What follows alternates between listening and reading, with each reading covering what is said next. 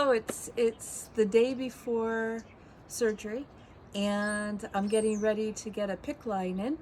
The PICC line will go into my arm. Hopefully they can just do it where they did it before, so I don't have extra scars. But it just stinks that, like, I've got one more day before I go in for surgery to get my stomach out, and I've got to, you can see it's a beautiful morning, and I've got to give up the beautiful morning to go and get this thing in. But what this PICC line does is it stops me from having to get poked every time they need to take blood or they need to give me medicine. This way they just kind of hook me up, just like with the chemo. It's going to be the same exact thing with the chemo.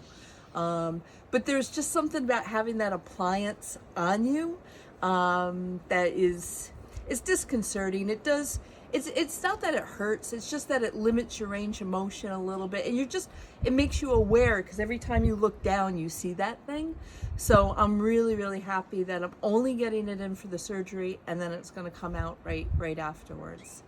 And so going into getting it on, I've got a new little bit of jewelry on from my sister-in-law and my brother, that the seahorse doesn't have a stomach.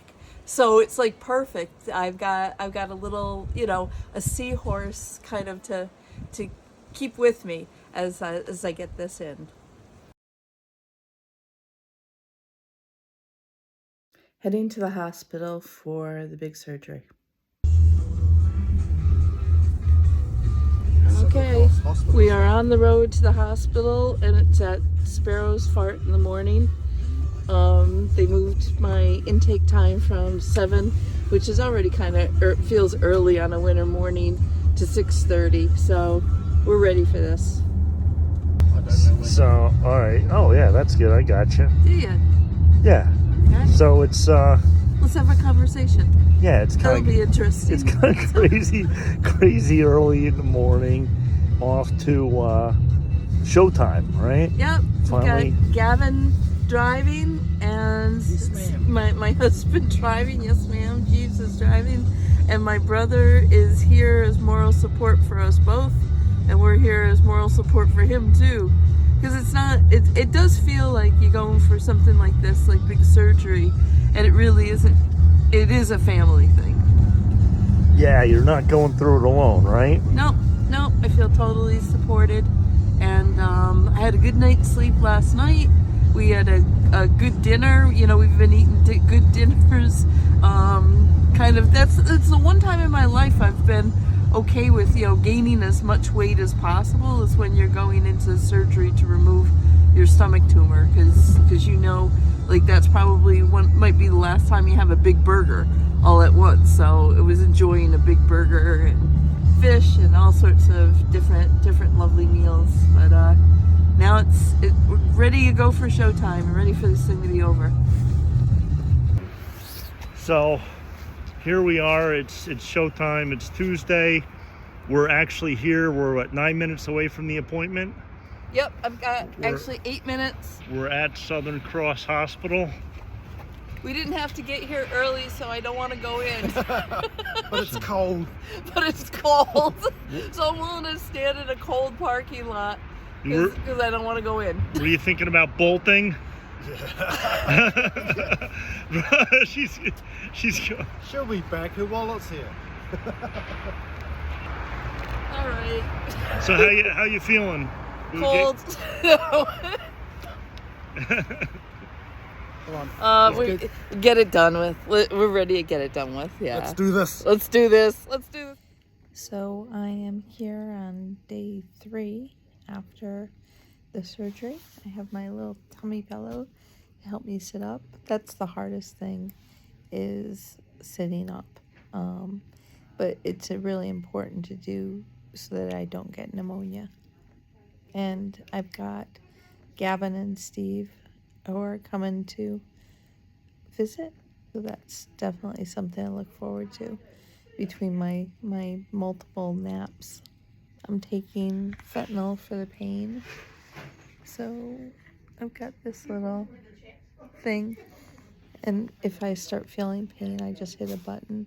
It gives me a little short dose. And yeah, the pain's been managed really well. I had an epidural during the surgery. My next benchmark in terms of showing that I'm on the path to eating soft foods is that I have to pass wind. And the reason why I'm mentioning this is because it's the only time in my life that I've been encouraged to do a toot, and it's a sign that bowels have kind of waken up, because I guess what happens is after you have a 5.5, 6 hour surgery and your intestines are being moved, they kind of shut down a bit, and then they're kind of in hibernation mode.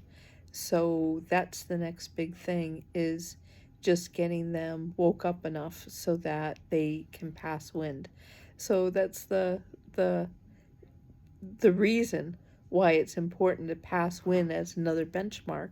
And then that means that I can start taking in soft food. So that's what I'm hoping for right now, is to have a good toot. Major step here. I'm moving on to a cup of coffee. Really happy about that. Just got back into bed with my favorite platypus, because a platypus doesn't have a stomach. And my friend Micah named him Baxter after my pain machine, also named Baxter. So he's a comfort, and got a nice blanket that's a comfort. And having my first food was a comfort. So I had a little bit of clear soup and a little bit of jello, like 2 tablespoons. But it sounds weird, but 2 tablespoons was enough. And I felt like, no, I'm happy. So yeah, everything's going really well. I'm pleased. I had a shower this morning. Tell you, having a shower makes you feel like a new person. It was a little awkward getting around the tubes, but now there's lots less tubes too. So that's all good. So things are progressing. And that's what you want to see. It's just a little bit of a change between one day and the next. And that definitely, like, I can get out of bed now without, really moaning about it. I'm happy about that. So that's been a big progression too. So that's it. I get to look forward to having yogurt for dinner, and quite frankly, I'm not saying that sarcastically. I'm actually looking forward to having yogurt for dinner. This is the first time I've been in my own clothes for 8 days. It feels really good.